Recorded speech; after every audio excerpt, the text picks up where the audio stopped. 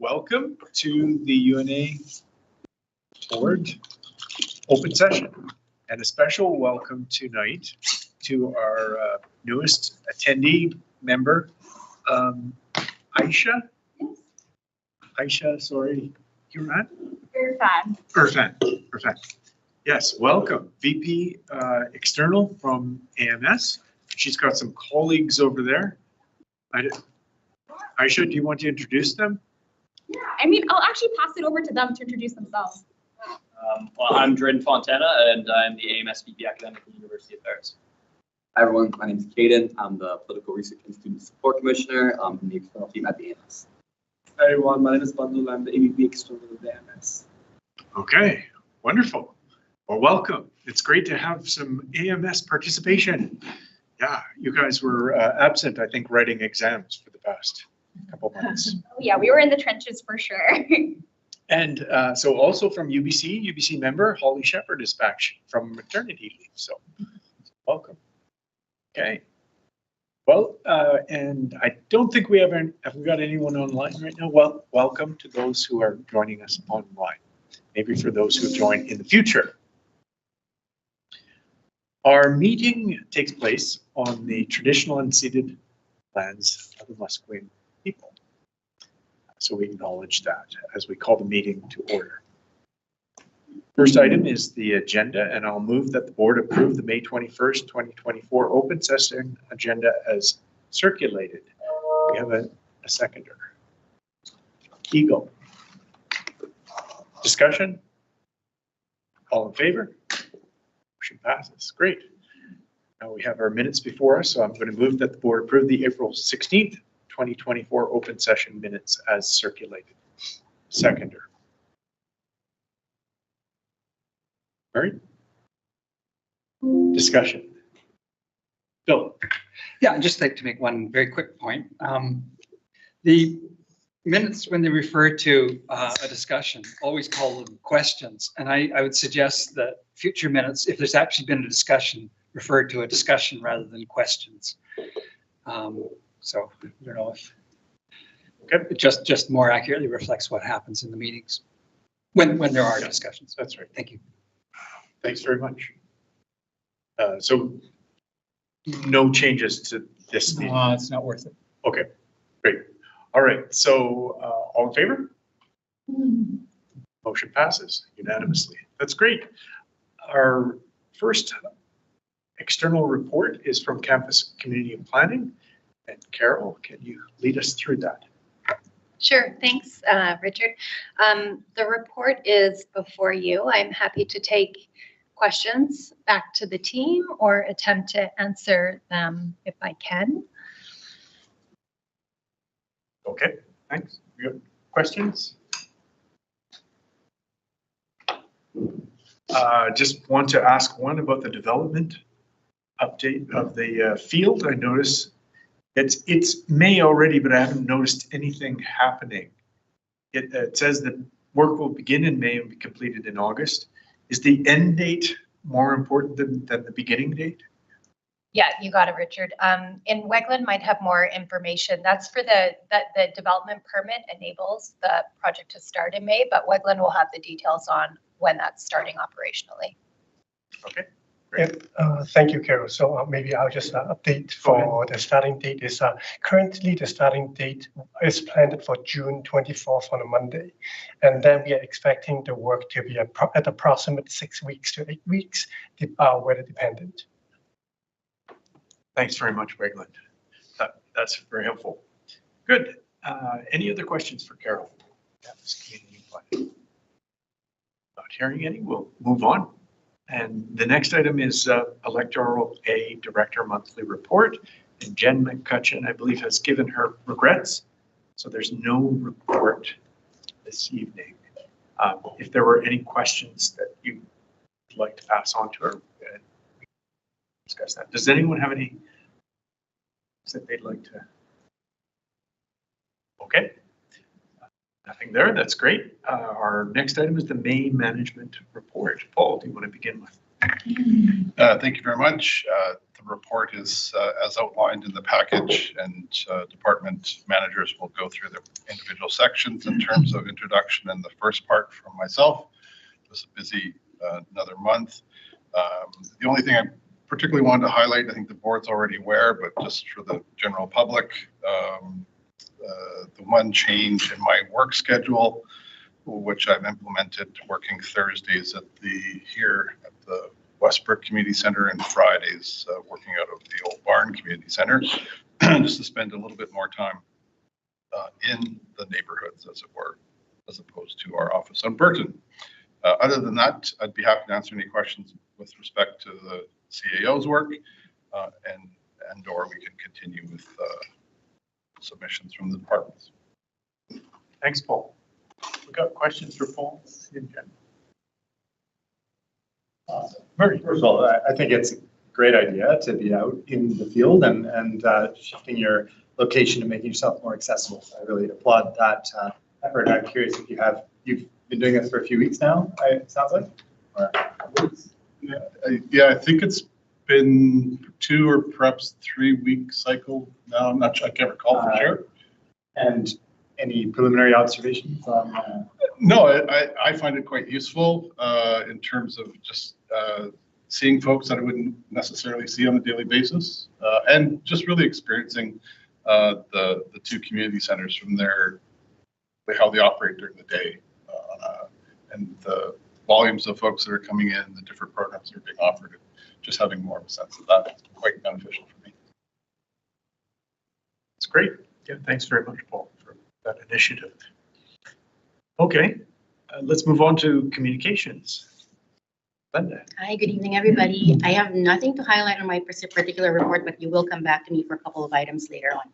So I'm happy to answer any questions right now. Thanks, Glenda. Bill? Yeah, Glenda, there's right at the very end of your report, there's a reference to recruiting candidates for the election.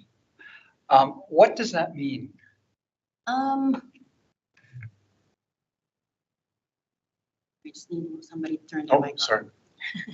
I think it's more like just publicizing that there is an election coming up, and that if people are wanting to submit their names, that might be something they're interested in. I think one of the things that we need to highlight is, of course, like the kind of skills that we're looking for our candidates. Something that we might be thinking about in future is potentially holding a workshop / open forum where we can have maybe some of the directors come in to answer questions from people who are interested in running. So that's just a couple of ideas. We don't know what we're going to plan moving forward, but just a couple of stuff just to kind of keep it a little bit more high profile, because I know it's election year.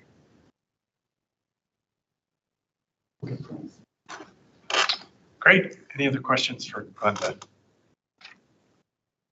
Not hearing any, we'll move on in the report, and I guess recreation is next. So welcome back, Dave Gillis. Yep. Good afternoon to the board and visitors. My report's in front of you, and if you have any questions, I'm happy to answer those questions at this time. Thanks, Dave. Good questions for Dave. All right. Oh, sorry, Bill. Dave, I'm wondering whether any thought is being given to canvassing residents to find out their experiences with the aquatic center and the ice rinks, to see whether the schedules and everything are meeting their needs or whether there are problems. Because I don't think we've actually formally heard from residents on their experiences. I'm wondering if there's a plan to do that at some point.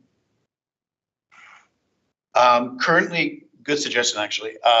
Currently, we do not have a plan to do that. I do have a meeting this Thursday with UBC in regards to athletics and recreation. And it's certainly something that we could take into account as moving forward to set something up to get that feedback from the public to see if those are working.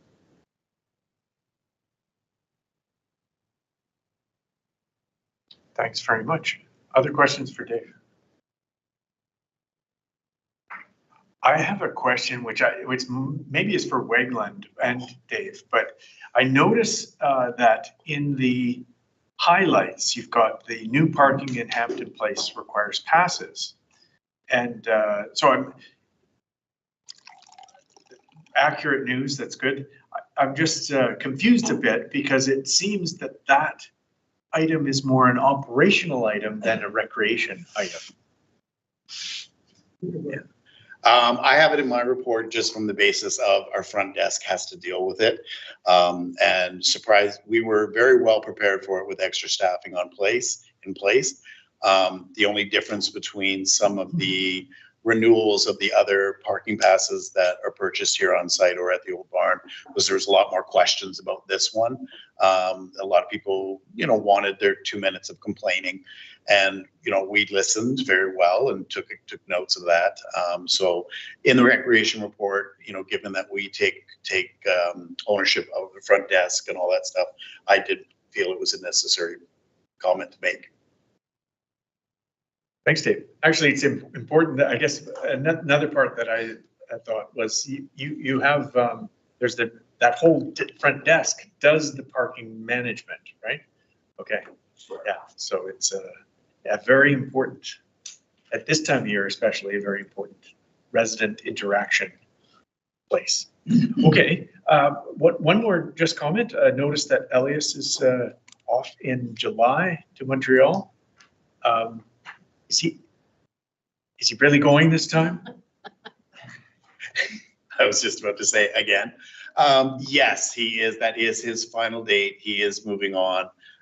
He has given his notice for where he lives, as well as others, so he will be moving on from us. And we've currently posted. Not that I want him to go. It's just that I don't want our hopes to go up. That he's just maybe bluffing again. No. Yeah, he's staying around long enough to help us with the interview process for the new position. Okay, that's great. Yeah, well, we definitely he had a high impact in a very positive way past 2 years. So it's been very good to have him. So we're sorry to have him leave. Okay, with no other questions then for Dave, we'll move on to the operations. Wegland. Thank you, Richard, and good evening, everyone. The report is before you. Happy to answer any questions. And in terms of the highlight is with the onboarding of Isabel, she's already initiated a number of initiatives within the Green Depot, as well as working with UBC's and SEED's department to seek collaborations. So there's a positive movement in terms of sustainability directions, and happy to answer any questions again. Thank you, Wegland. Got questions for Wegland about this? His general report. There's other things coming. Yeah. Not hearing any. Well, thank you very much. And finance, Athena. Good evening, directors. My report is before you. I have a few highlights to do. The first one is we did not have a Finance and Audit Committee meeting in May. But that being said, the finance department is not is super busy because we have to. The audit has started. We are conducting that, and also we have a system implementation upgraded. So that being said, I want to go back to the physical performance for 2023 and 24. We actually come to a positive number. We have close to $900,000 plus. That has actually a combination with a lot of reason. The full details report will come to the Finance and Audit Department at June, the beginning of June, and will come to the board in June in details. That being said, I have there is a condition regarding one of the support letter for athletic. Actually, it's called the community access fee. So I have already high level connected to Chris regarding the payback timing. That will have to be after the audit is completed, when our financial position is settled, and then we can afterward we can actually pay off that amount. So that is actually very, very high level, and then again details will come to the board in the month of June. So that is my report. Thanks, Athena. We got questions or comments? Not hearing any. That's great. No, just means you're thorough enough. Thanks very much, Adina. That's great. So our next item on the agenda is the online version of the guidebook, the UNA guidebook. Linda.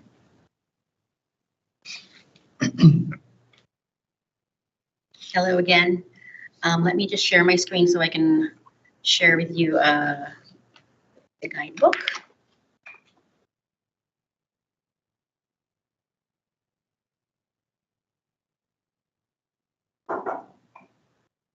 There we go. Just to kind of give us a background again, I know a lot of us are familiar already with the publication. The guidebook originally was created in 2021, as kind of a helpful little manual for new residents that come into the UNA. We publish this periodically whenever we're close to kind of running out of copies, and then we update it. So that happens about maybe 2 times, 3 times a year. And then whenever there's openings, there's buildings that are opening, we print a bunch of them to make sure that every single unit has one. Yep, UBC Properties Trust helps us with the distribution of that in those units.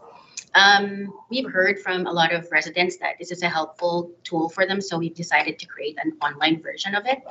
This was initially a project of the Community Engagement Advisory Committee. Their particular ask for it was for it to be translated to multiple languages. And we thought the most efficient way of doing that is doing it online. So this is kind of the feature that allows us to translate it. So far we have 6 languages. This is the languages that we also translate all of our other election materials. So we just kind of like are following suit with that practice. So we've got French, we've got traditional Chinese, we've got simplified Chinese, and we've got Korean and also Farsi.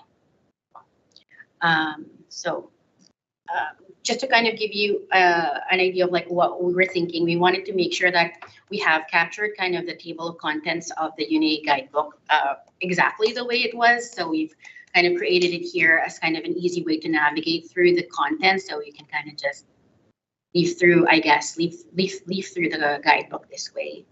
So we've got message from the chair, we've got a summary of what governance is like in the UNA and what the society membership is like, the bylaws, constitution, very, very short tidbits and just high level stuff. Ideally, I wouldn't want anybody spending more than half an hour looking through this, maybe even just like 20 minutes max. But for them to just kind of capture kind of an overall sense of what it is that the UNA actually does. We also have a list of all of our facilities, fields, and parks, and of course, all of this kind of like links out to all of where it lives in our website. We also have the UNA account here, because of course that's really important for them to be able to access all our services. And then we jump into the services here, which lists all of our services. We're experimenting with a couple of ways here of how to present this. I realize it's a very, very long scroll. So something that our designers suggested was for us to kind of put anchors that kind of lets them jump to the sections. Not really convinced that that's the way, so I might ask them to parse it out so that it's actually separated through, and so that it's shorter and the scroll becomes shorter as well. For recreation, we have just a brief introduction of the types of programs that we have.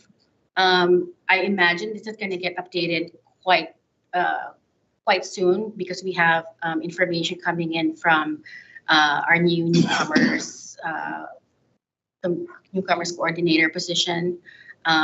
So we're going to be creating new content for that, and that'll be updated in this, and also will be updated in the print version. There's a section for finding information, which just lists kind of like our website, our newsletter, our program guide, and the campus resident. We should add the printed version of the resident of the campus, of the guidebook there as well. We've got some newcomers resources. So this is basically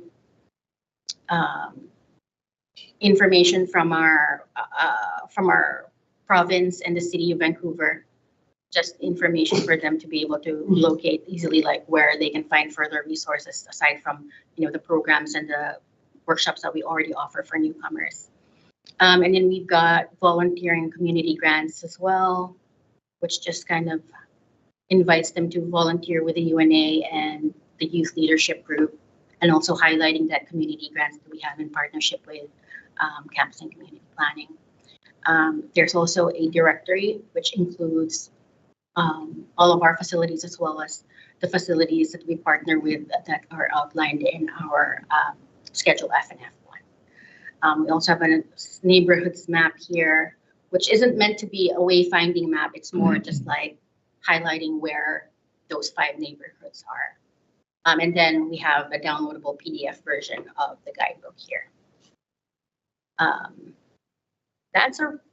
think that's a brief tour of the resident guidebook. I'm happy to answer any questions if you have any. Thanks, Glenda. That's a great small tour.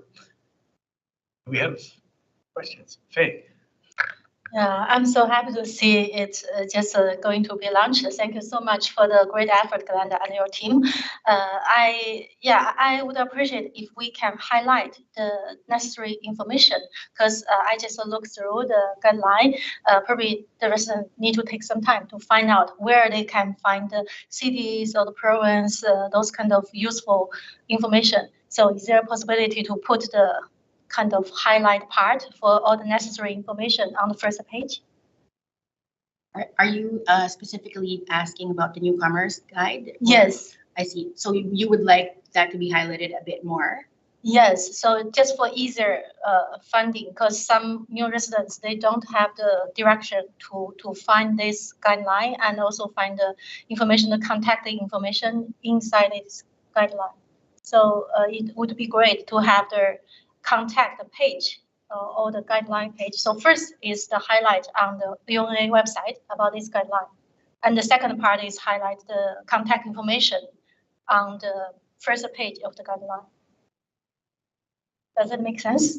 If I can just, I had a similar question, not so much for newcomers, but I think what you're asking is to have a more direct link to this newcomers guide information. And if it's from what you showed us, there's the it's in the one menu. It's further down. But I also wanted. I noticed under services in our UNA site, there's already a newcomers resources button.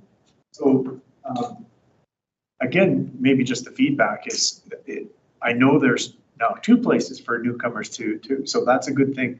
But maybe something more visible. Yeah, so they don't have to look quite as hard for it. I'm not sure, but I think that's what Faye is getting at. Yeah, thank you, Richard. And another thing is I noticed the Chinese translation. It's great to have the Chinese version translation, but the title was wrongly translated. It's translated as the United Nations, something like that, about the UNA's name. So it would be great to let the staff who can speak Mandarin or Chinese to double check, just for less confusion. Thank you. Thanks, Faye.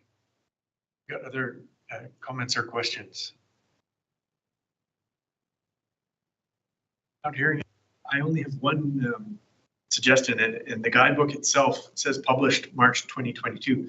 But this is the first online version, so I would suggest maybe original print published March 2022, online version now, or if you update. I'm not sure if you update that regularly, but to me it bounced out. Gee, it's 2024. Is it out of date already? Does it say that on the PDF? Is that what you're saying?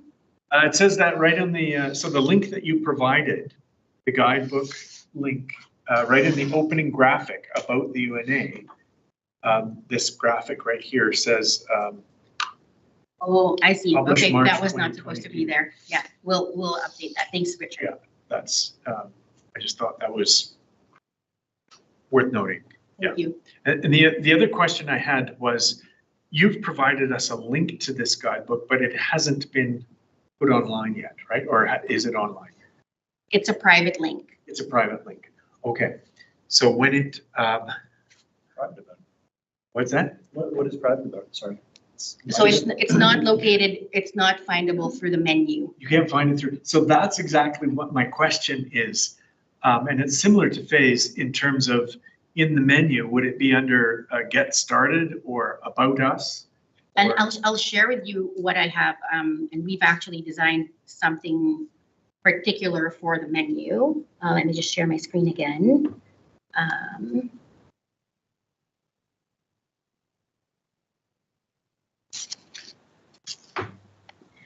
Here we go. So for the menu, we've actually designed something, oh, it's too small. A special button up at the A top. special Either button way. at the very top here. Oh, That will okay. have, that will say resident guide or resident guidebook. We haven't decided what to name it yet, but it will be in yellow. So once you go to the main UNA website, it'll be up there. Right next and to the if you- login part. And then if you visit our mobile, the mobile version, it'll be an icon here at the top.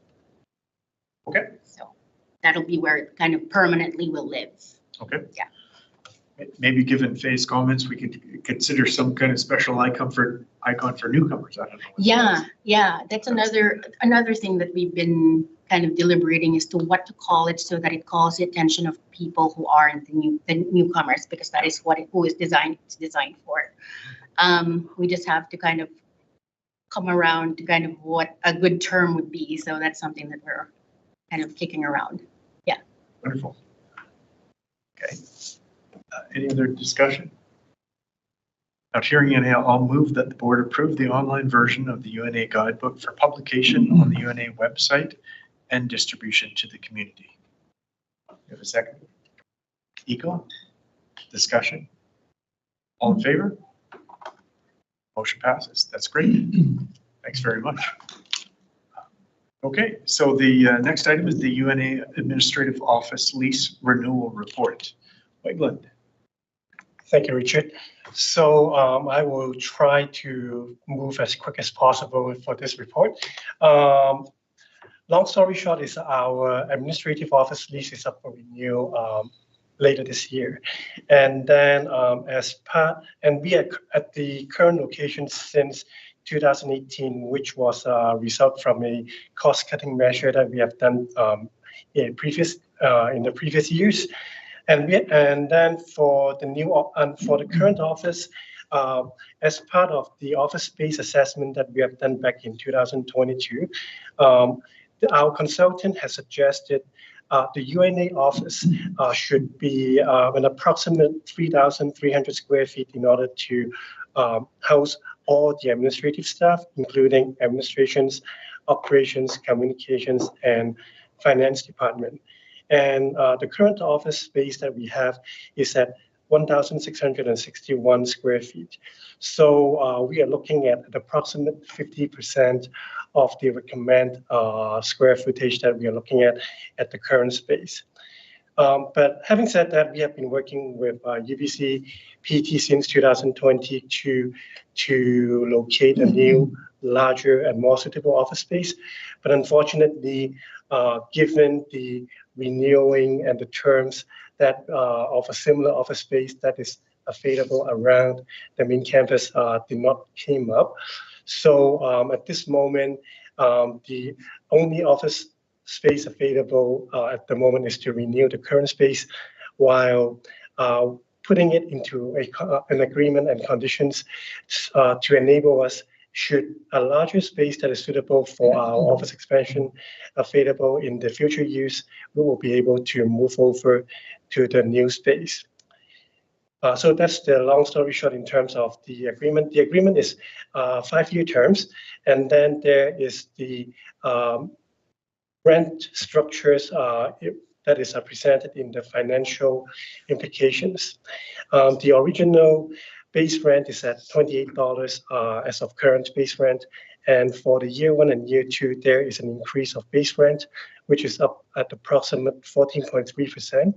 The current base rent presented by the UBC Property Trust, it's slightly below the average weighted asking net rent that is in the Metro Vancouver area. And then and for the camp costs, there is an adjustment of the CAM cost down the road as well. But at this moment, given the volatility of the market as well as the economic environment, UBC PT suggests the CAM cost with the best estimate will be could be raised in between 5 to 15%. And that's pretty much it from the report, and happy to answer any questions from the board. Thanks, Wigland. Got questions for him regarding this. Bill? I've got two questions regarding page 29. Two of the terms in the proposed lease extension. First, section 8, which is allows the UNA to move to larger premises if certain conditions are met. But it's kind of a strange provision in that it says if the UNA wishes to relocate, they give notice, but then all the UBCPT is going to do is tell the tenant, tell UNA which properties are available at the time notice is given. But it would seem, and I would hope the intention is that UNA be in touch with UBCPT throughout to find out what property is becoming available, not that they have to comply with section 8 and give notice and then find out what properties are available at the time the notice is given. I would suggest that that paragraph actually be, that section actually be rewritten. It's not a very good, from the UNA's perspective, it's not a very good provision. And I'll comment on the other one and then see if there's any responses. The other one is section 10, which allows UNA to extend. It gives it an option to extend the term of the lease. And in it, there's this really peculiar condition, provided that the tenant, that's the UNA, has interacted with the faculty and staff of the head landlord, that's UBC, and used the services of the head landlord, such as the library, computing, networking, security, athletic services of the head landlord, all in a manner and to an extent satisfactory to the head landlord. That seems a totally inappropriate provision to have in our lease as a condition for renewing the lease, and I would suggest that be struck from the lease. Those are my two concerns with the agreement. Thank you, Bill. I'm wondering if Paul or Wegland, you would like to respond, or?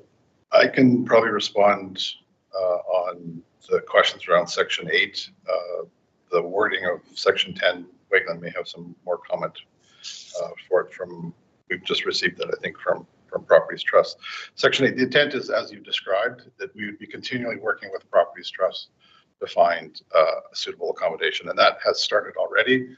I've had a series of meetings both with campus planning and with Properties Trust about our desire and needs, and we would continue to do that. This wording was intended just to give us that opportunity to switch over without any penalty of breaking this lease for a new one. That was the idea behind it. Some clarity may be necessary as a result, but it is, as you would describe, something that we're quite engaged in over the time. I guess if you're comfortable with it, that it is working that way, in spite of what it says here, then I guess that's, ideally this would be written to match what actually is intended to happen. But if you're comfortable, then on that one. Thank you. And Murray, is it regarding clause 8? No. Okay, maybe Wegland can talk regarding clause 10. Well, I don't have any additional comments on the clause 10, but happy to review that with UBC Property Trust. The first thing we'll also look is to see whether similar wording exists in our current lease. It may be kind of standard wording that was in the lease previously, and if it requires clarification, we'll certainly look to do that.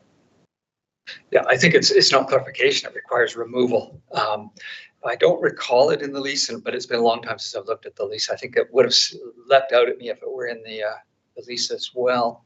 I think until that's sorted out, I don't think we should be approving this extension.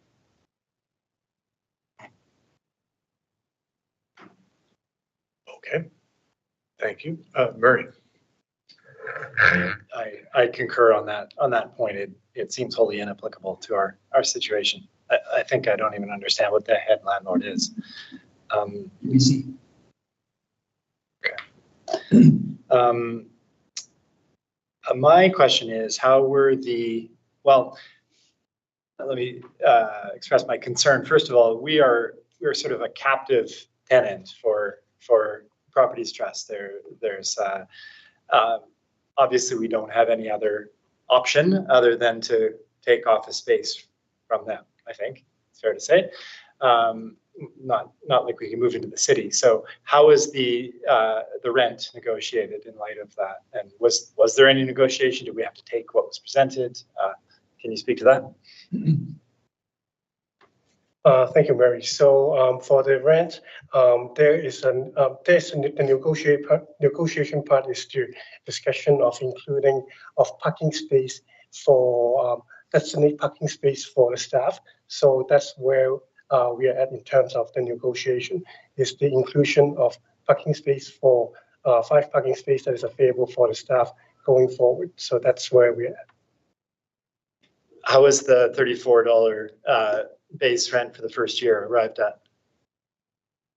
The number is presented by UBC Property Trust, and then I take a quick review of the Colliers average rent that is available in the Vancouver area, and then we come to that. Bill, go ahead. Yeah, the average rent for the Vancouver area covers a wide range of types of property. In what sense is it relevant for determining whether we're being overcharged or not? That is including from the higher level office space all the way down to lower level Class C office space, which is in the area. And then also taking in consideration of the area that is closer to UBC as well. Okay, a 14.3% increase seems excessive. Did you push back at all on these numbers, or did you just accept what UBC PT proposed? After reviewing with the Vancouver report, I accept the proposed number with conditions of moving to a larger space going forward. Thank you. It's interesting. This is all about perception too. And we probably don't want to be perceived to be overpaying our rent. On the other hand, I looked at that and thought, it's only 14%. These past few years, rents have been skyrocketing all over the place, but maybe not commercial rent. And that's maybe the point. So, okay, other question, or yeah. Wegland, just to pick up on the conversation, I don't know if you recall the history, but do you recall if the original $28 per square foot was a discounted rate to begin with? From my understanding, it was a discounted rate. Initially, it was way back in 2017. I believe we started around $25. And then it has been on hold for a couple of years, and then later on up to $28.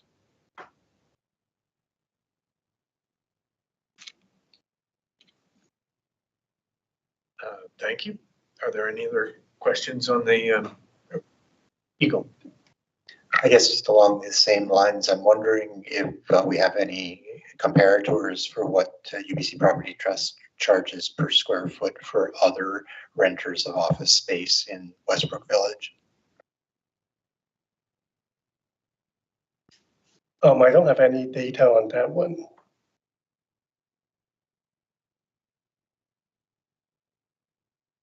We could ask for that. Yeah. In light of our questions, I have a question. Obviously, we want to do this correctly, and it's a 5-year lease. Is there any urgency with regard to this? I have to be honest, in terms of the urgency, I would say the urgency is if the board decided to push it for decision for next board meeting, it should be acceptable. While any further push toward it will be a bit too late for the renewal discussion. Okay, so we have time to come back at this another month. Okay, so at this point, I think you've got lots of feedback on some of the details of the agreement, and I think we could just defer. I'll withdraw that motion. Yeah. Motion hasn't been Or made. there was no motion. Sorry. Yeah, I did. I won't make any motion then, and yeah, we'll just leave it at that. Just so staff are clear, the two issues are the clause 10 of the agreement and the annual rental amount. Those are the two things that the board's interested in, either more information or, I don't know how to describe it, staff negotiating more strenuously on the rate. Is that a fair assessment? So my interpretation is clause 8, more information, clause 10, or clause 8 adjustment, possibly. If you're comfortable with it, that nothing, clause 10, request to remove it. And then the third thing would be the rental rates, understanding and background. So with in fact, yeah, is there room to negotiate with that?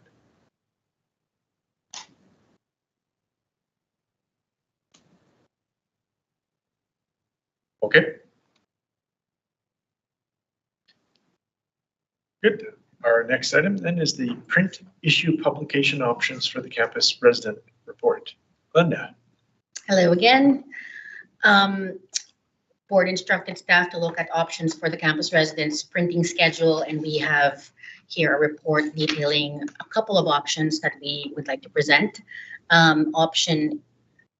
Maybe just to kind of give you a quick background of where we are right now. We are currently printing 4 times a year, and we are staffed by a newspaper editor and social media specialist and a graphic designer who works with us 12 hours per month every time we print a print edition. The paper is, there's about 6,700 printed copies of the paper circulated at 12 pages per issue. And that amounts to about $3,000 per issue, or about $12,000 per year. That's inclusive of that's just inclusive of the printing and the circulation costs. The couple of options that we want to present is one, printing bi-monthly or printing 6 times a year, which would be January, March, May, July, September, and November issues. And they would be digests of the monthly issues that appear online. With this option, however, we have identified that there would be quite a bit of work added to the newspaper editor and social media specialist role. And we're kind of looking at the schedule of the paper and the amount of time that it puts to it adds towards creating that additional print issues. And we would likely need to take off the social media responsibilities from that role. So that's kind of the biggest, I guess, the biggest challenge that we are looking at if we want to increase the print issues. In terms of costs for the print issues itself, it would be about an additional $8,000 more for the additional, additional $6,000 more for the additional two printed issues per year. And we also were looking at option B, which is the 12 monthly issues, which would then go up our printing cost to $49,295. per year. So you've got a bit of, you have a summary here of what those costs would be. There is that significant issue of the social media specialist role having to be parsed out away from the newspaper editor role. But I will say that, with the trend of where we're at currently with social media and our growth and our potential needs moving forward, this is not something that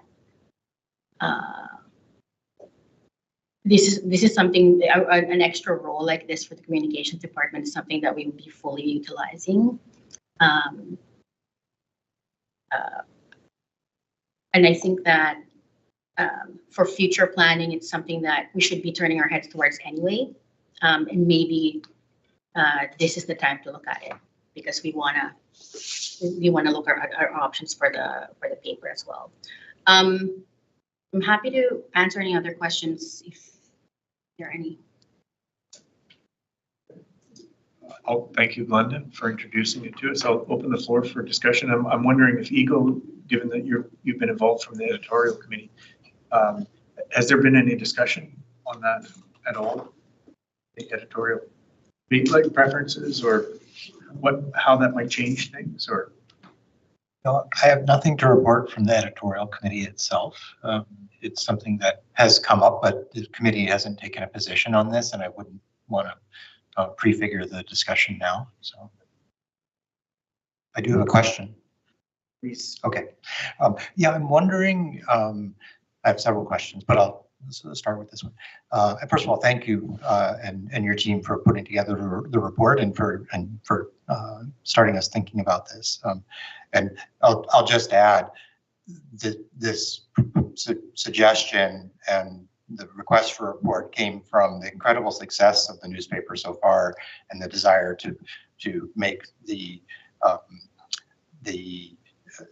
print edition, which is very popular and very valuable, more frequent. And so it's coming from a very positive place. So I wanted to just make sure that we start the discussion with that. So my first question has to do with the social media specialist aspect of the newspaper editor and social media role. And I'm wondering approximately what percentage of that role is currently spent on social media work. Currently, we're doing about maybe 40-60 split. Emmanuel works about 60% of the time doing editorial in his editorial role, and about 40% with the social media role.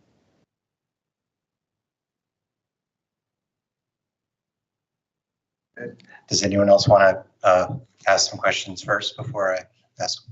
So I was wondering about a kind of, I guess you could say, fourth option, whether you've considered it or whether you can give your thoughts on this now. And that is possibly moving to a 10 printed issues over the course of the year, but have actually 2 months of the year when there isn't a newspaper published. And I'm not sure if that's acceptable to other board members or to the team, but it's one possibility to consider in terms of balancing out the workload a bit and getting the workload so that it's manageable in the current configuration. And related to that, another possibility is having the printed edition appear more frequently, perhaps 10 times a year, but have it be shorter than it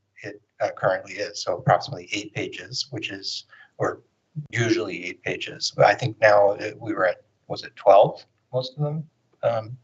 Yeah. And in the past, when the campus resident was a print, appeared in print before, I believe that it was often 8 pages. Is that correct, fellow board members and staff as well? In any case, the idea being that if you want to get the workload to work out, you have each print edition be somewhat shorter. I'm just putting those out there, and I'm wondering about your thoughts on whether it be managed from a workload perspective, manageable from a workload perspective to continue with the split role, but move to more print editions in this mode.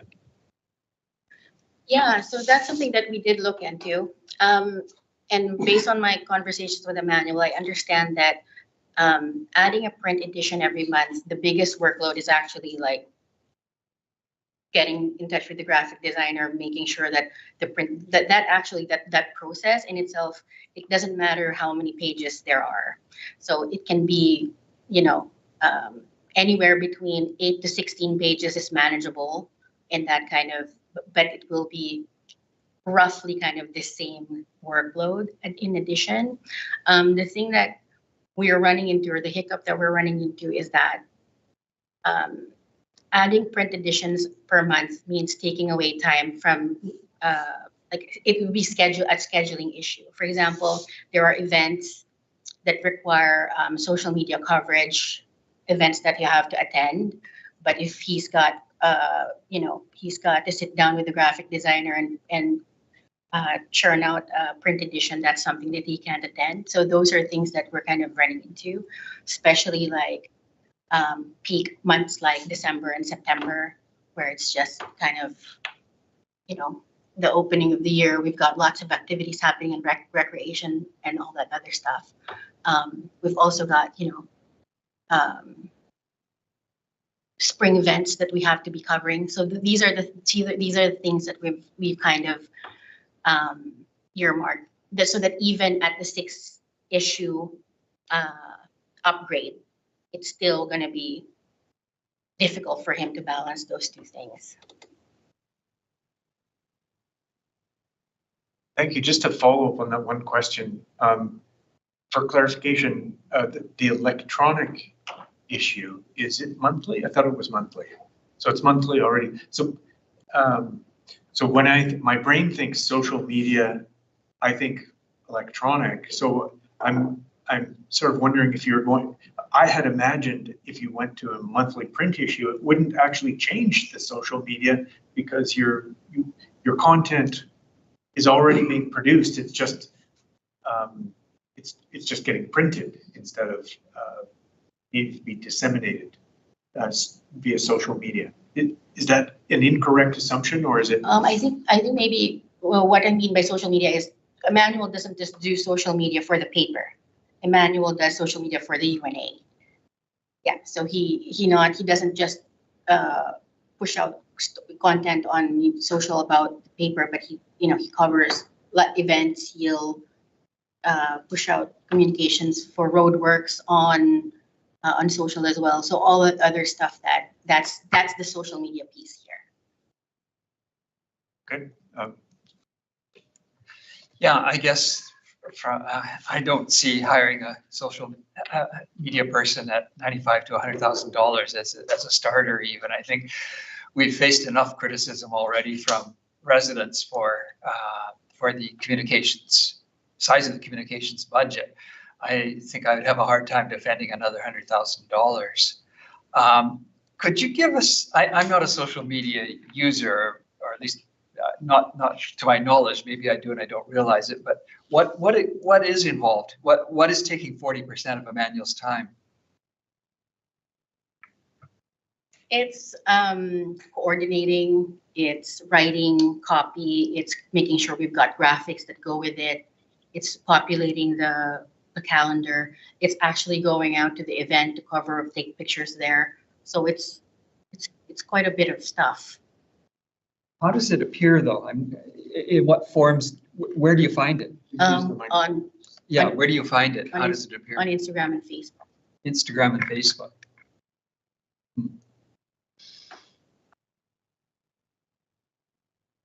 I guess I'm having trouble seeing adding 2 printed papers a year, actually overwhelming Emmanuel. It just, I look back to when John was producing 12 issues a year, and was able to do that. So it seems to be producing 6 should give him a fair bit of time for other things too. And I appreciate there's the online, but there is the overlap. So it's not as if there's 6 online, 6 print, because I think you said in your material that some of the online stuff makes it into the print. So it's not actually 12 issues. It's fewer than 12 issues a year. And I just have trouble accepting that it takes that 2 more print issues is going to overwhelm the system so that a new person is needed to get there. Well, Bill, like, I mean, if you look at Manuel's time right now, he's got a full plate. So if adding more to it means something has to come off, right? Like if he's spending 70 hours a week doing what he's doing, adding 2 issues means we're gonna have to add an extra, what, 2, you know, like a few more months, a few more hours of a week. So this is, I mean, it's not that it's gonna overwhelm him. It's just that he has a full plate. It may be worth me stepping into the conversation a little bit here at this point, because I did push for including it in the staff report for a full-time additional social media position. It's evident that shifting the work for additional paper production of the newspaper will take away from the position's time, which means we will have less time available for the social media aspects. Whether we like it or not, whether we participate in social media or not, it's a reality in the world in which we work. And if we're going to be a public agency and communicating with the public, we must be able to do it through all the streams possible, which includes social media. I would say since I've come to the organization, I've heard significant internal discussions about our inability to communicate at a level on social media that we would like to be able to, just quite frankly, because it's almost like a side project for the position as it stands. If we were to put more work onto that position, that side project narrows, perhaps gets eliminated. And so we are both not meeting the current need, but we are also removing our current capability of functioning in the social media world. As a result, I suggested that we put it forward. The wording in the staff report is meant to be fairly clear. It's not just about the newspaper, but it's an opportune time for us to look at it for this organization going forward, to replace the capacity if the shift is for more paper copies, but also increase the capacity for the organization to participate in the social media world. That's why it's there now. I appreciate wholeheartedly the board's concern about a price tag associated with, and I wanted it to be clear so that you saw what that costs. That's fully loaded benefits, all that sort of stuff, not just the wage rate for the position. There is the opportunity to just replace it as a half-time position, but I think that really just puts us back into the current status quo in terms of our ability to participate in the social media world, which if the board that's the board's direction, that's certainly the direction that we would take. It was put into the report as a full-time position, as I said, as kind of more future thinking and really responding to the needs of the organization for the future. Thanks, Paul. I do want to extend this conversation a bit, but I want to recognize that you had asked to speak. Were you, is yours a separate issue or is it related to this? It's related. Okay, so probably good. Just a question, Glenda, do you have analytics for social? Yes, we do. And they're proving to be an important part of the communication strategy. We're increasing. It's increasing. We're trying to make sure that we're ramping it up because we didn't have social at all before. So in the last year, we have seen, a good 20-25% increase in engagement. So we can, we want to expand to different platforms, right? Because right now we're in Instagram and Facebook. We're only hitting parents at this point. We're not hitting kids. So we want to move on to TikTok. But we have absolutely zero resources to put into TikTok because video takes a lot more time. So there's other places we wanna be present in, but we currently just don't have capacity. Thank you.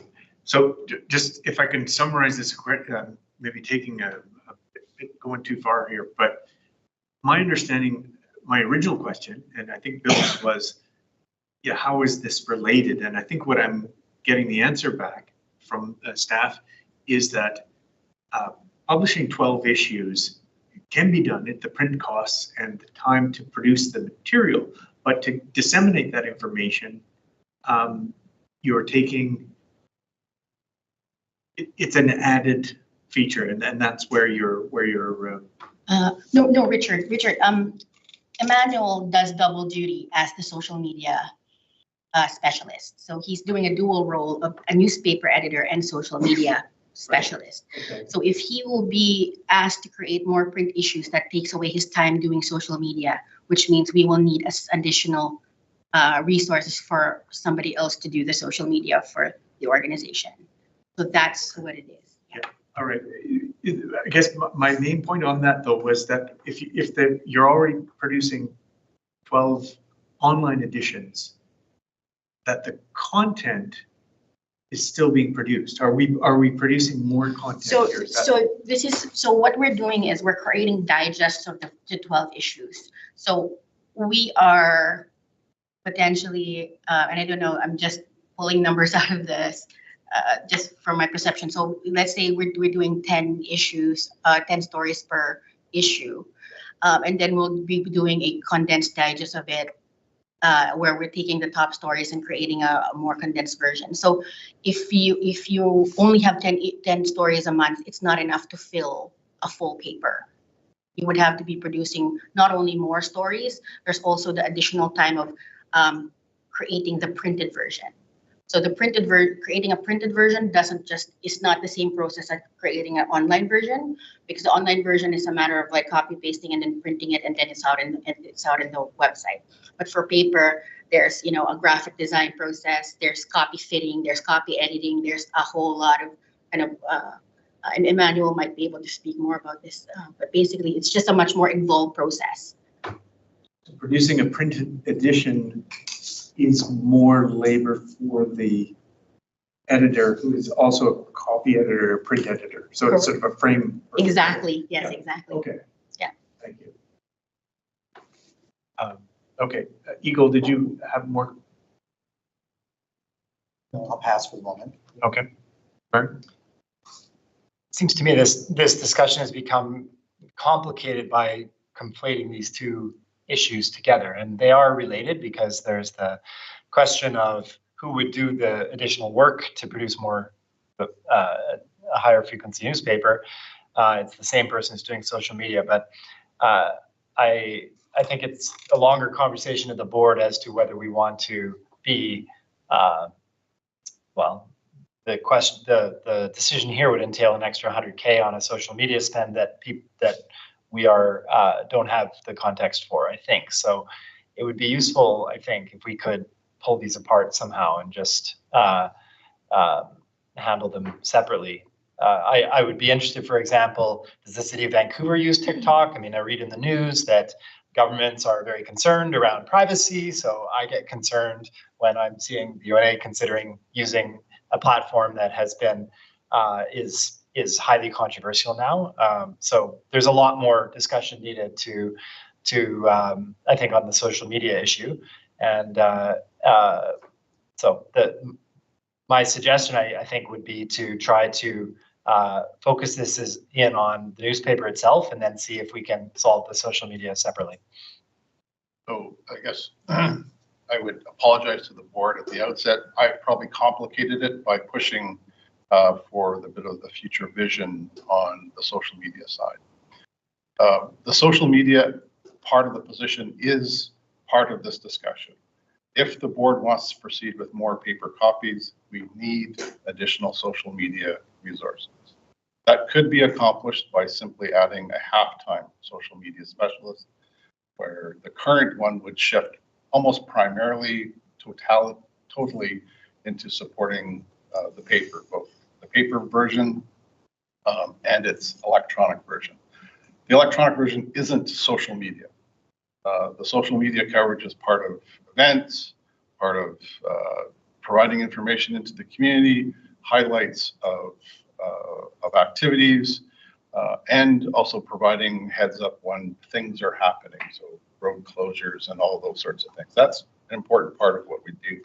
We would lose that capacity without some additional resources. So I've complicated it by pushing for a full-time position. I think seeing perhaps the future without having that discussion with the board, which I certainly take responsibility for. So for the board's consideration, in order to move forward with more paper publishing, the board needs to replace that social media resources. From our perspective, from an operational perspective, that has to be done. I don't think we can do it in terms of, we can do it in terms of a part-time approach versus a full-time. Again, apologies for complicating the discussion and pushing that envelope. Thank you. But I guess my whole point is that they can't be divorced. They should not be divorced from each other. Otherwise, I think the board would inadvertently go one direction without supporting an already important part of the organization's operations. So certainly my takeaway light bulb moment was when, Linda, you said that Manuel is both the social media and the editor. Because when I read the report, I thought I saw the bullet that said total excludes the yearly salary of the newspaper editor. And I thought, won't that increase too? But his time would increase, but it can't increase without impacting the social media. Okay. Okay, thank you. Faye.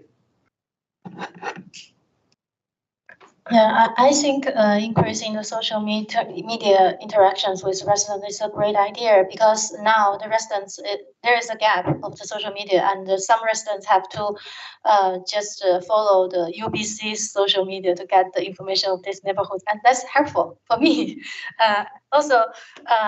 Meanwhile, I agree with Bill's concern because I also received lots of questions from the residents about, oh, we have quite a big communications team, but what kind of communications we have in our community? And I feel like I don't have sufficient information to make this decision because I have no idea about the communications team, what kind of communications channel we have for now. All I know is the weekly newsletter. And I think that's the only information I can receive from the UNA. And meanwhile, I know there is a group of volunteers in Chinese community.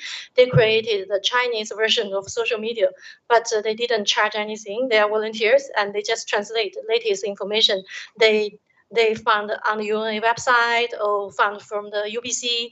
They translate it and circulate to the residents. I think that also works. So probably if we don't have the sufficient budget for now, we might consider to add volunteers to advocate, including the involvement of the social media. Thank you, Faye. I have thought of a question which maybe Carol doesn't have an answer for, but maybe on behalf of UBC, you could give us an idea. Yeah, what type of, I heard it being said, we look to UBC for information instead of the UNA. How much time or effort have you got full-time people for social media? I can't give you specifics, but I can tell you that communication teams are inherently, they're required to be big because of all the work that goes into communications. I know that for campus planning, we do rely a lot on social media to get information out, Instagram, and we get a lot of take up on that, on those channels. Dealing with students. Yeah, and same with UBC. UBC, the global UBC uses Instagram to get messaging out. In a recent conversation I had with some of my communication colleagues, it was also mentioned that short videos are really, they tend to fare much better in terms of being effective means of communication. And that may be student population. Maybe our AMS rep has more information about this than I do. But we can certainly go back and get more information on how social is used and the types of budgets required to support it if it's something that the board wants more information. I would be very interested because I think it might be helpful in helping us guide our response here. But I don't know other people on the board. Getting information like that, I think, is helpful. Maybe the MS. Do you want to chip into this conversation? Hopefully. Yeah, no, I'm pretty sure we have a whole team at the AMS, and then like one specific person who's like really dedicated to making sure that our media goes out, because we do campaigns, and like that's really where we meet students. A lot of the times it's online, whether that be, I think mainly we're using Instagram right now to really connect with students, but it's a really valuable space if that is the demographic that you're looking to connect with. Thank you, Aisha. Eagle. So first of all, this is again looking ahead, and it's a little bit out of scope, but we might consider getting a communications intern or something along those lines. Someone who's younger, who might help us reach the high school crowd as well as the university students. So that's just one thing to consider. But beyond that, I don't think that we can or should proceed with any changes to the campus resident without revisiting this question of whether we want to hire either a half-time or a full-time separate social media specialist. I don't see a way forward unless we move in that direction as well. Okay, thank you. Regarding conversation, it seems that we as a board, need more information. And at this point, I'm wondering if we can give it back to staff and say, yeah, maybe if you can help us fill in that picture about the social media aspect, maybe you can get additional information from UBC, just comparative information and things for us, even from AMS, that'd be wonderful, budget-wise. And then we'll come back, and I don't think we can make a decision on this without that being clarified. Other directors, any comments on that? Or okay, Paul and Glenda, have you got enough information? Good. Thank you. Okay, thanks. We'll move on to the next item then. Very good. We've got the UNA staff parking plan report. Wegland. Thank you, Richard. So a bit of the background of this report is from an organization perspective, the UNA has gradually expanding for the past couple of years. And we have grew from a 34 full-time staffing organization from 2018 up to 57 full-time staff and part-time employee at the moment. So a lot of our employees actually travel back to work across different Metro Vancouver region, from Vancouver, Richmond, all the way to New West and Surrey. And I think one of the key message that I would like to drive in this report is the key to provide a accessible parking that can attract and keep talents pool within the UNA. One of the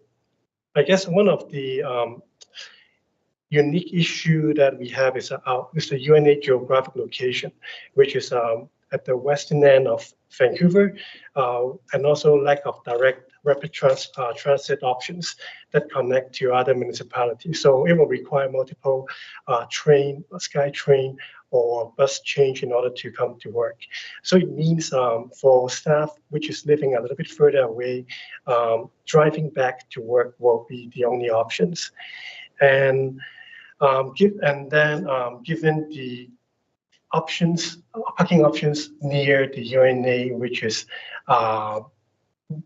not that many at all. So at this moment, with the implementation of rotational shift with the recreation team member, which they are expected to work in between Old Barn as well as in the Westbrook Community Center starting later in the summer and fall time. I think there is an importance for us to provide accessible staff parking strategy which will enable staff to park in both Westbrook Community Center and the Old Barn Community Center. And within this report, I quickly provided proposed pricing structures, which is identical to the UNA visitor parking permit, which is at $140 per year right now. And in the report, I have also included the proposed onboarding and offboarding procedures. The key is to make sure the parking pass is managed at all times. And from a high level, there is a financial implication. There's no significant financial implication from the operation point of view, which is from the printing of the pass to the invigilation of the pass. And from the revenue side, we do not expect there will be a large uptick of the staff parking permit. At the current estimate, we are looking at the max at 17 staff usage only. And realistically, looking at today, we are looking at approximately 11 to 12 staff that is actually driving in and out of the UNA. So this is a quick report, and happy to answer any questions from the board member. Thanks, Wegland. Murray. Thanks, Wegland. What is your information on the current demand for neighborhood parking in Westbrook and Hawthorne, and what will be the anticipated impact of additional cars there? Thank you, Murray. So during the last parking survey that we had back in 2023, the parking survey noted there is no significant parking pressure that is noted in Hawthorne and in Westbrook. And the place that we noted parking pressure is near the Hampton area. That's the only place that the engineer or the parking consultant highlight there will be, there's a high parking demand in the Hampton Place area. So it means with the low expected uptake rate that we are looking at the maximum 17 parking pass to park around the area. I do not expect it will increase parking pressure in the Westbrook or in the Hawthorne area. But having said that, in order to address, let's say, if there is a certain point of area that we do note a significant and already high usage by residents, what we can do is we can tweak the parking area to be away at the more lower usage area in Westbrook and Hawthorne area to address if there's any parking issue. Bill. Yeah, I have a couple of questions and points, but following up on Murray's, I'd like to know how many parking places there are in Westbrook and Hawthorne and how many parking permits have been issued, so that I know what the balance is right now before any more parking permits are issued to non-residents. That would be very useful information to have. Also, I wonder what UBC does. I mean, UNA is not alone in having this issue with people having to travel long distances. What do UBC staff do for parking, apart from the ones who park along 16th Avenue or the ones who park in Vancouver and then hop on the bus? But that seems to be a fair number of people. But what do the rest do? And I guess my last point is that your report says there's nowhere else, UBC doesn't have any parkades that are close enough. I'd suggest the Thunderbird Parkade is adequate. It is less than a kilometer from the UNA's office. I haven't measured the distance to the old barn, but I imagine it's about the same at the most. So I wonder whether that parkade could be used, and maybe an arrangement with UBC, depending on what they do for their own staff, a similar arrangement may be made for UNA staff. Oh, and one more point. Sorry, there's a lot of points here, but you said that the lease extension provides 5 parking spaces So is that for the managers that there's already parking and so we're talking about other people? How are those 5 parking spaces used that we're talking about now that the UNA is paying for? Maybe I will go with your last questions regarding the 5 parking spaces first. So the 5 parking spaces originally was dedicated for the manager, but having said that, not all managers actually driving. So we are working internally to develop a good strategy that we will be able to share the parking space among the administrative office staff. So that's number one. And then in terms of the UBC Thunderbird parking place, I believe the monthly parking pass should be more expensive for the UNA staff members. So we will need to make arrangement. But even if we are going with a staff rate that is aligned with what UBC staff is paying, that should be aligned with the in-park parking permit that I mentioned in the report, which is at approximately $1,300 per year.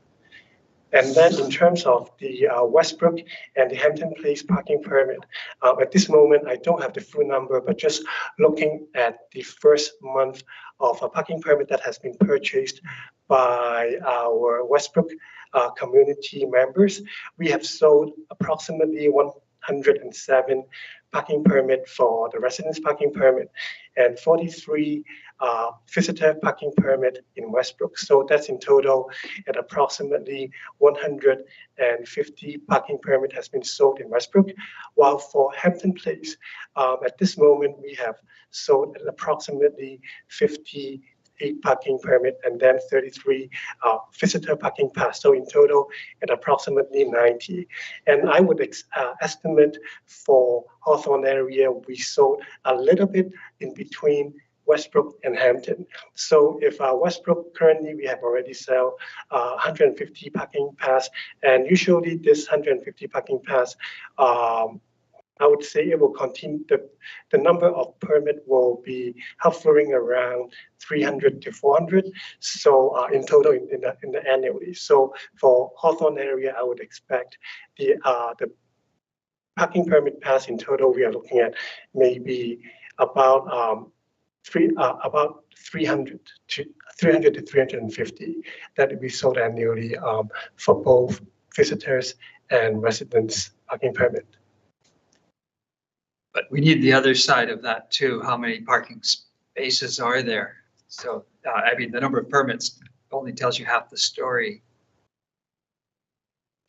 For the parking spaces, I will have to take a look into the report and then get back to the board later. Thanks. Thank you. I'd just like to add one anecdotal point before NNFA.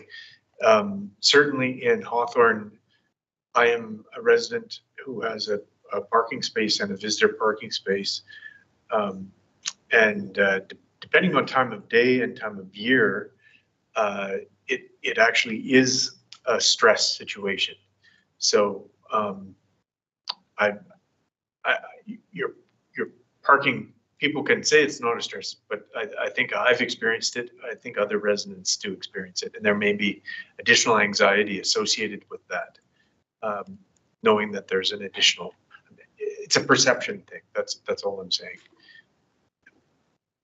So, okay, Faye. Thank you, Glenn, for this update. Because according to my knowledge, the Westbrook, the parking place is quite full, and I wonder, I support we can provide this kind of UNA staff parking permit, but I wonder, is it possible we just only permit the daytime or the work hours time? We can just add the UNA staff parking permit won't allow them to park overnight. I think this way we might can utilize the parking space because, for example, I have several neighbors. They only go out. They go out in the daytime and they come back in the late night, but they need park space on the street. So I think that would help. Thank you. That's a very important point, is daytime versus nighttime parking. Yeah, thank you, Faye. That's a very good point. And as part of the report, the parking permit is fully intended for full-time staff coming back to work only. So it's not intended to stay overnight parking. And just to quickly follow up in terms of the parking space within the within the Hawthorne area, we are looking at, for the Hawthorne West area, we have approximately 101 parking space. And then in the East Hawthorne area, we have approximately 105. So that's in altogether about 200. And then for the Westbrook, in total, we have approximately close to 300 parking space.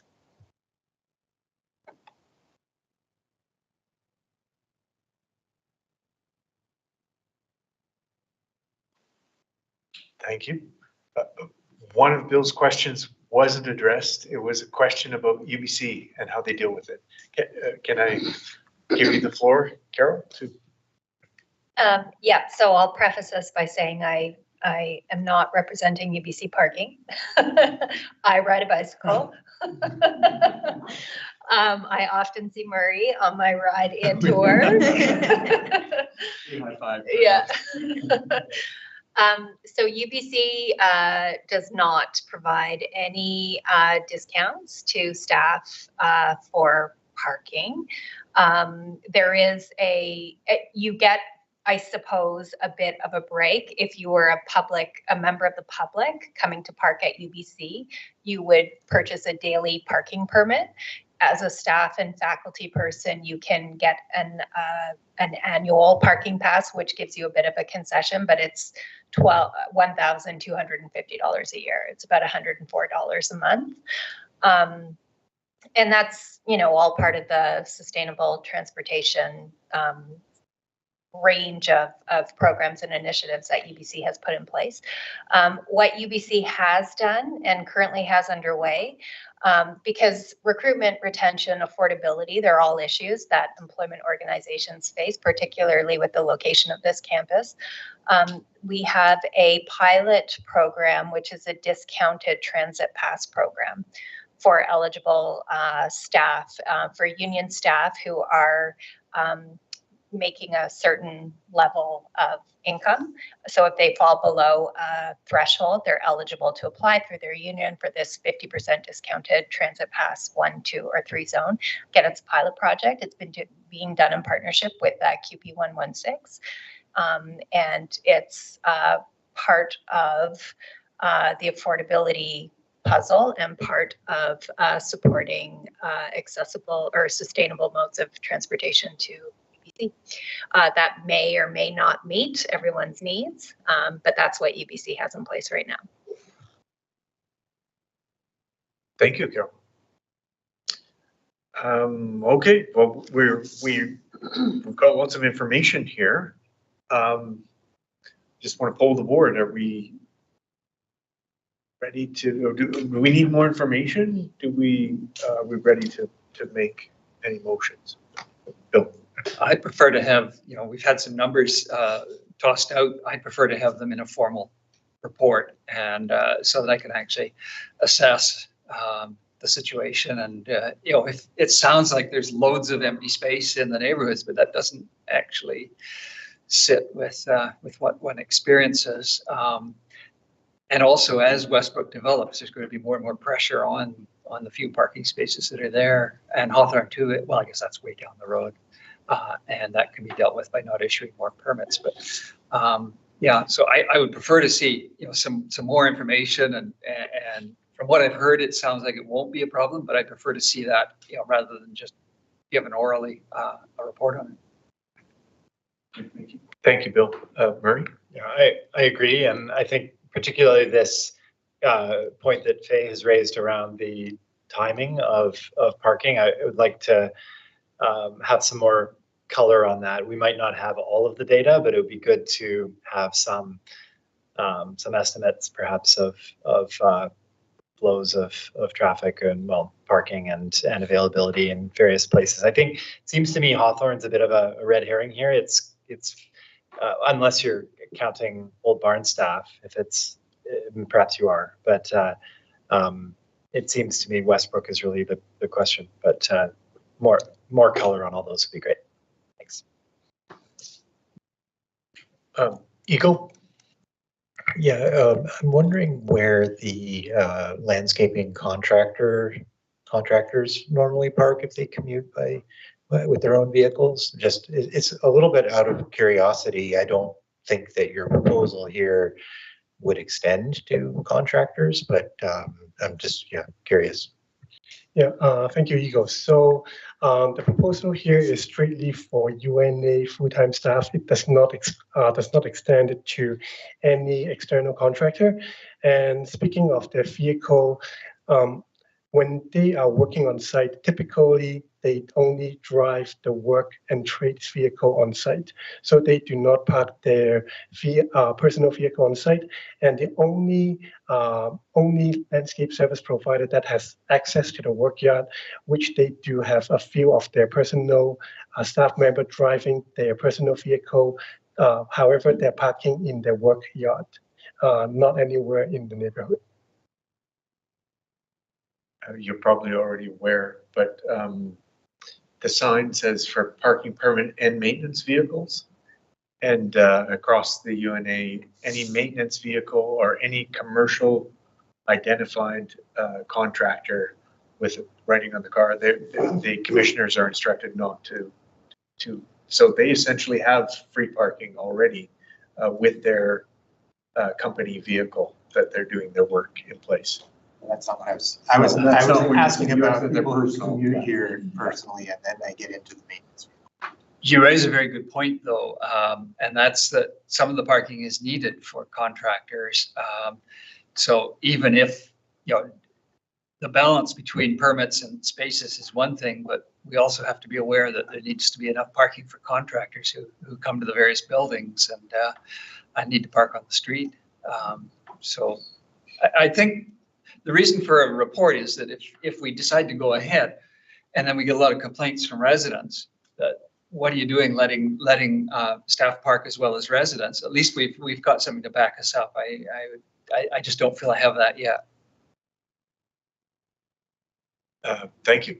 That's great. I think I'm going to move on unless there's anyone else wanted to participate in this last word. No? Okay. I think we're ready to move on. And at this point, it's just past 7 o'clock. I think it's a good point where we can take a break, a 20-minute break for some food, and we'll reconvene in 20 minutes. Thank you.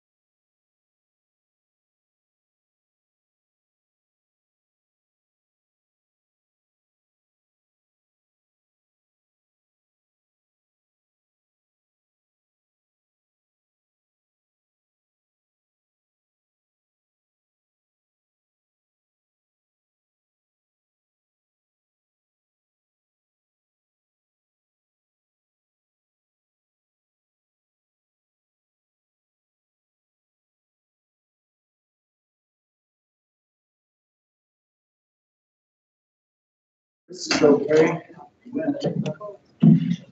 Aisha, are you gonna rejoin us? Yes. Right away. I'm rejoining. The next item on our agenda is the UBC Community Amenity Charges Report. Paul? Thank you. Very briefly, as outlined in the report, this is a reporting requirement under the neighbors agreement. And the letter and the correspondence and information attached to this cover report provides the information that's required under the neighbors agreement for UBC to annually report to the UNA around the amount of CACs being collected, the costs of CACs being used for acquisitions and construction of facilities, of amenities within the neighborhood areas, and some degree of the planning for the future uses of CACs and future expectations around CACs. It is essentially a flow through from my office. I'm sure there may be questions about it, and I would leave those questions to the UBC representatives to either take away or respond to. Thank you, Mr. Chair. Thanks, Paul. We got questions? No questions. Okay, I have a question. Just I noticed that the CAC, just by nature, the community amenities charges is really it's like a development fee. When you develop, you set aside a certain amount of money for community amenities, and so the city of Vancouver has this very common. What I'm wondering is there a mechanism for the UNA to maybe lobby or advise on community amenities? The example is, it seems that, I'm not saying it's not important, but it seems that all the community amenities in the short term are for childcare. But this decision really gives us no options. So yeah, can you comment on that? Like how that? Yep, happy to. So I'll do my best, but I will also preface this by saying if there is an interest from the board for having a deeper conversation about CACs and IICs and further going into further details on what's contained in this report, we can bring the team back to have that conversation. I will say that in the past, there has been engagement with the UNA on CAC expenditures. So a good example of that is the skate park, and the basketball court. Another amenity that's been developed through CACs is this community center. And so there has been things other than childcare developed through CACs that have been done through discussions with the UNA. I think similarly going forward, that could certainly be a future scenario. Typically it's done through neighborhood planning processes where you're considering the needs and interests of developing a community and what the amenities are required as part of that. You're right. The next big CAC plan expenditure is for the childcare facility that's currently underway, under development in the BCR 5-6 site. So that's a 37 space multi-age childcare license facility that we hope will be open by next year, which is really exciting, and then serves a need in the community. Yeah, there has been a history of working with the UNA on how CACs are expended and what sort of amenities are best serving the interests of the community. Thanks, Carol. Phil. Yeah, that's covered by the neighbors agreement. I don't know if it's in the current one, but it's in the new one.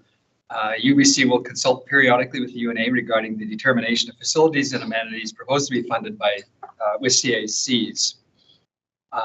And UBC will consult with the UNA with respect to the planning, including design, location, and use of any facility or amenity to be constructed in a neighborhood and funded with CACs. There's some other stuff.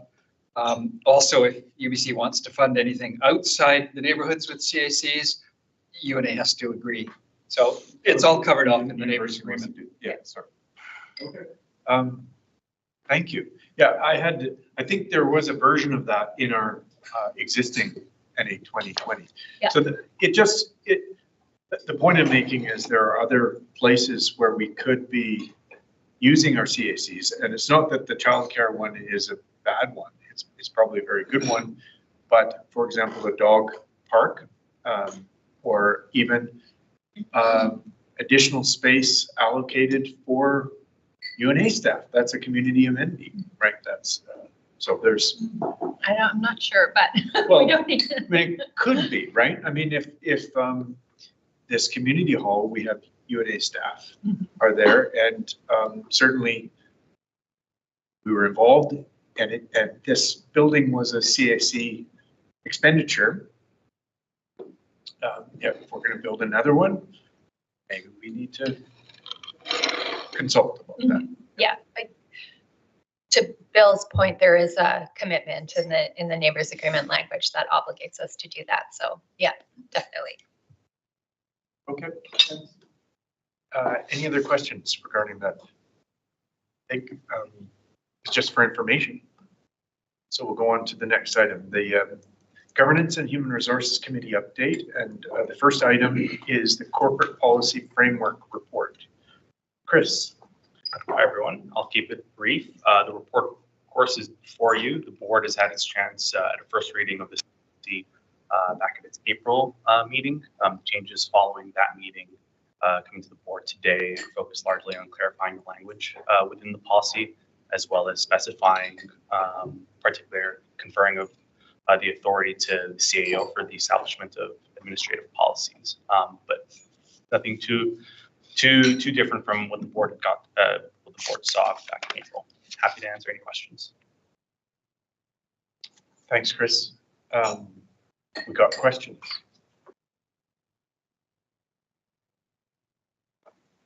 Not hearing any. I'll make the motion that the board. I'd just like to suggest, because you keep asking, everybody keeps asking, have you got questions? Discussion too is important. It's not just questions. Sure. I usually say questions or comments. I omitted that at this point in time. But questions or comments, discussion.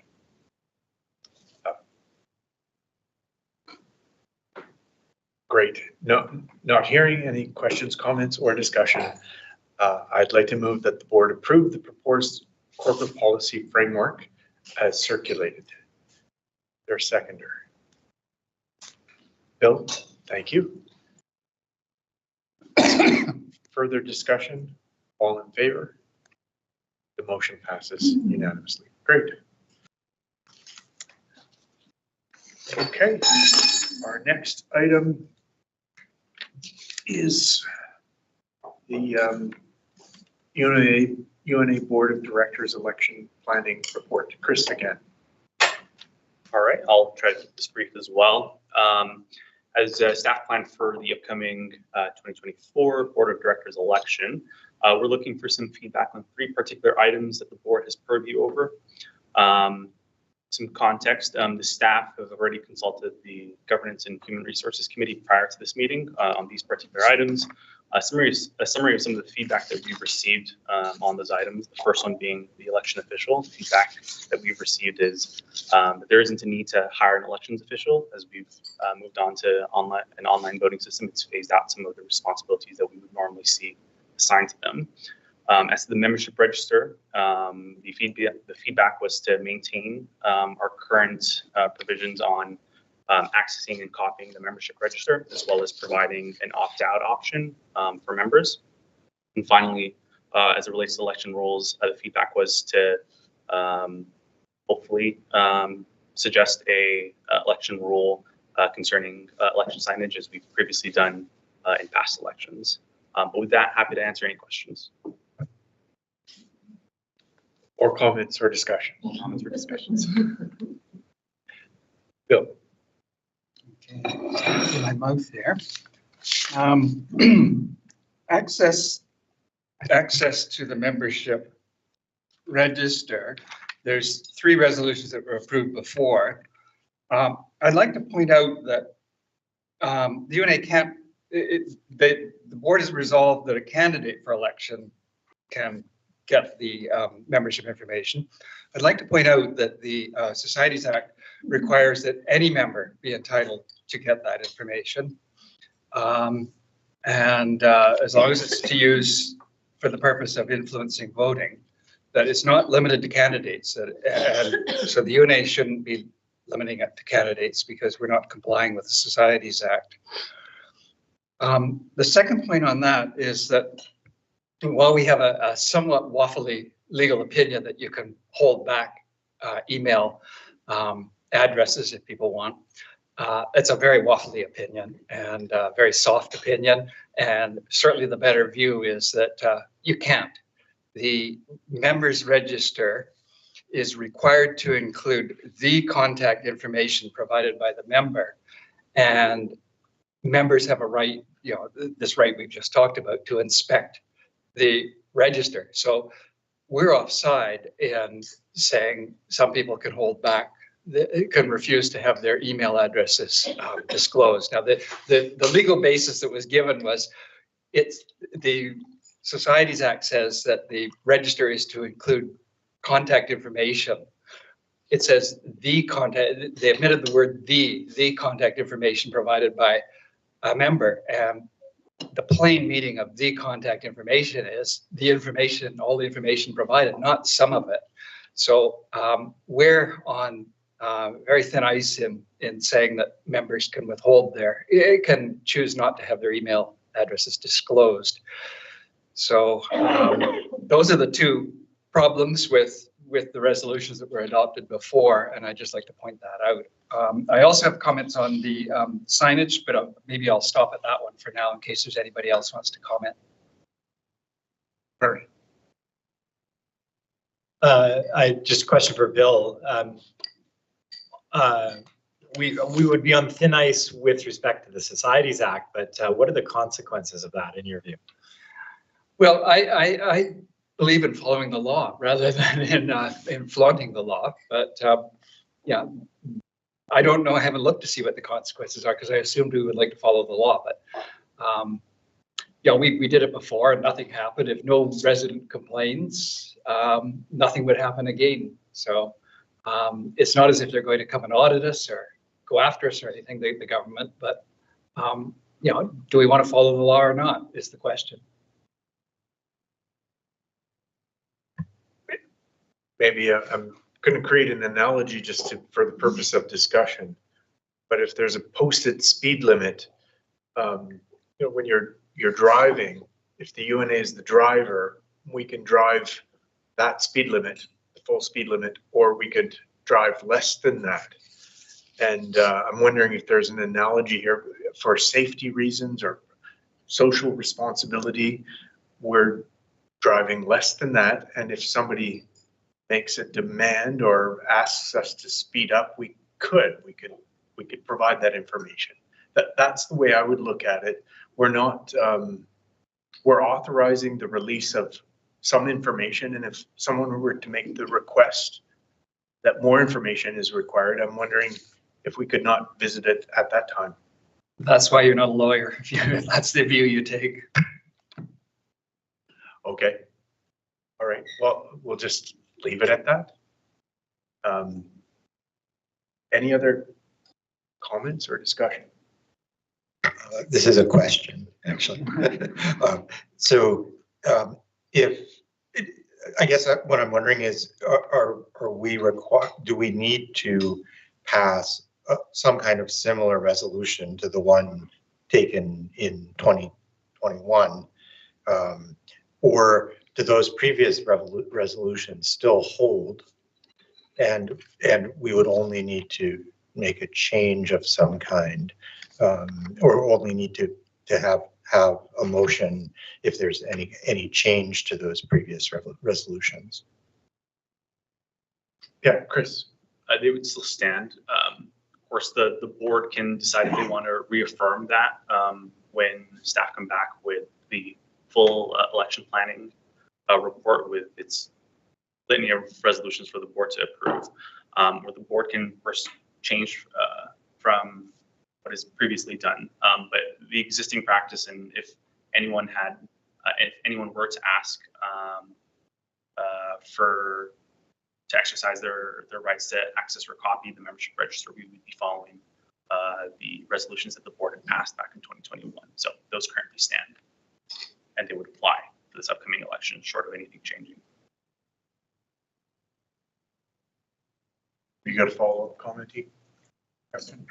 So I'll just say, not being a lawyer, that, you know, my reading of the first of the three motions under the membership register provisions, that, you know, the reasoning for withholding or restricting that information is that the inspection by general public would be harmful to the UNA and to the privacy and other interests of its members. And that to me is compelling. So I'm not a lawyer and I'm not basing that on a legal opinion, but that reasoning is compelling. So I would not be inclined without a legal argument, I guess getting advice from a lawyer, I would not be inclined to support a change to that previous resolution. In other words, I think what we have on the books is prudent and well justified, and not being a lawyer, I think I'm on somewhat thicker ice than those who are lawyers. I would point out I haven't questioned that one. It's the problem is you don't see all the law, so you're going just by one motion there, one resolution, rather than the provisions in the Society Act that go on from that and say, notwithstanding that, there are certain rights that members have. So if we're going to let these motions continue, I just, you know, in this meeting, object to that, but that's as far as I can go because we're not voting on anything. Okay, and I think we'll leave it at that. That's as far as you want to take it, just an objection. Well, there's nothing more I can do procedurally, so I have to. You could propose an alternate. Well, it seems pointless given what I've heard, so I'm not going to waste the board's time. So I'll move on to signage. There are restrictions on the UNA reserves the right to remove campaign signs, etc. I would hope that there's some delegated authority from UBC to do that. UNA can't just go around and remove signs, people's signs. It has to, you know, the UNA needs to be conscious of what it can do legally and what it can't. And it hasn't, unless it's UBC has delegated the right to do this, it can't just go and take people's signs. It has no authority. So, or to say people have to remove them within 24 hours. So I'll just point that out. Again, we're talking about given area, right? We called it, I think, the public realm, which maybe is debatable, but we're not talking about removing signs on private property or anything. Okay, well, what authority can you point me to that says the UNA can just take property off, take somebody's property off the public realm? Well, if someone leaves a shopping cart on the middle of the street, I would ask that it be removed by UNA staff. It's actually Save on Foods that owns it. Well, again, this is a pointless discussion because you're not accepting that there are certain legal rights and obligations, and UNA has no legal right to do something, and you're just saying UNA will do it anyway. So let's end the discussion there. Chris, if you've got some. I think we'll take it as a no for what we'll come back to the board with in terms of our election planning. At the very least, we're confident in being able to say that we can apply certain rules as it relates to candidates' conduct. So, for example, you'll see in the report the first and third bullet are rather easy. You know, we're simply prescribing to candidates as it relates to UNA's ability to take away signage. We'll take that feedback. We'll reach out to CNCP and seeing what we can clarify from past practices and previous UNA elections and what we're able to apply to our future election as well.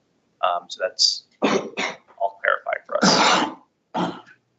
Is there any place where we could ask UBC for permission, or if they're, I guess UBC is the landowner, and that's Bill's point.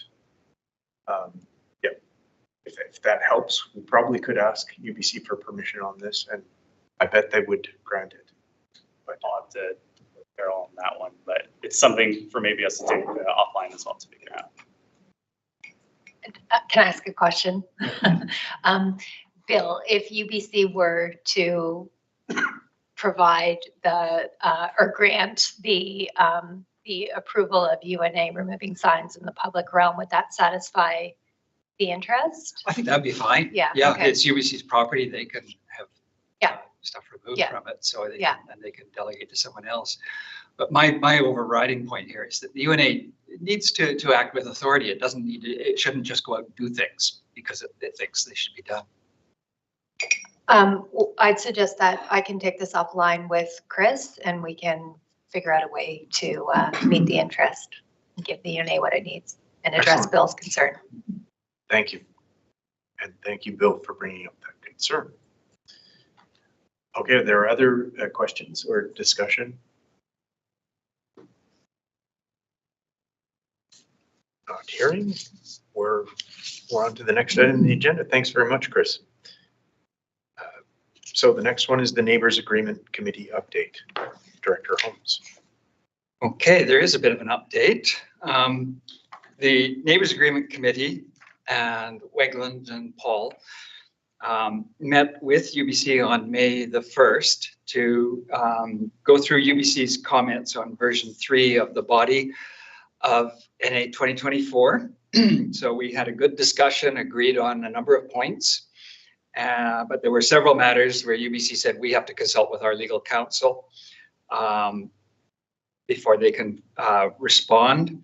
So they didn't want to do that until they had an updated, updated both the body and all the schedules, reflecting all the discussion to date, which was provided to them on May 13. And so they're in a position, I hope they are, consulting with their legal counsel. And we're hoping for a meeting with UBC in early June for the next round of discussion of the documents. And I know Chris has been trying to set that up. I don't know if he's been successful. I don't think you've been successful yet. Almost. Okay, good. And last thing is Paul and I have an online meeting tomorrow with UNA's legal counsel to discuss a couple of matters. So that's where it stands. And it is actually moving along at a reasonable clip right now. Thank you. That sounds like great news. Do we have any questions for Bill? Discussion? No. Well, thank you, Bill, and I just congratulate the committee. I hope that it continues on that good news thread. So with progress, keep up the good work. Okay, we're at the point now where I'm going to adjourn the meeting with a recommendation that the board adjourn into a closed session to discuss matters that are or related to discussions and dealings with other entities or individuals where disclosure of the information being discussed could be harmful to the UNA's interests, and the approval of minutes for a closed session or restricted closed session of a board meeting. The seconder, Murray. Discussion. All in favor? Motion passes. The meeting is adjourned, and we will reconvene in 10 minutes.